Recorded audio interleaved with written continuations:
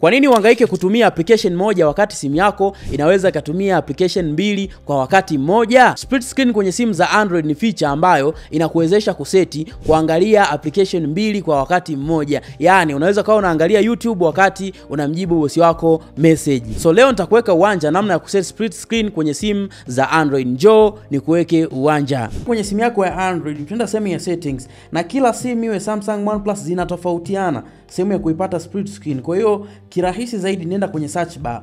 Ukifika kwenye search bar nenda andika split, neno split. Utaona watakuletea split screen. So utachagua split screen, then kama unavyoona kuna sehemu ya kuiwasha hapa, utaiturn on. Ukisha turn on kuna sehemu chini watakwambia either swipe up with 3 fingers to enter split screen, na hizi simu waga zinatofautiana. Kwa hiyo either Samsung anaweza kukuletea namna nyingine, either ni 2 fingers au kwa namna gani, ni wewe utavyoamua kufanya customization yako. So guys, nikisplit na vidole vyangu vitatu basi inaingia split screen kama unavyoona jamani. Hapo nina split screen, nipo kwenye setting, lakini pia naweza nikaendelea kutumia vitu vingine. Kwa mfano naingia Chrome, lakini huku juu nipo settings, so naweza nikaendelea kutumia application ya mwanzo na vitu kama hivyo hapo. So nikitaka kuitoa, nachokifanya nafanya tu hivi, basi nakuwa natumia screen moja. Usije ukasema sijakwambia, baadhi ya applications haziruhusu mfumo wa split screen. Kwa mfano Instagram features zake haziruhusu kutumia split screen kwenye simu za Android.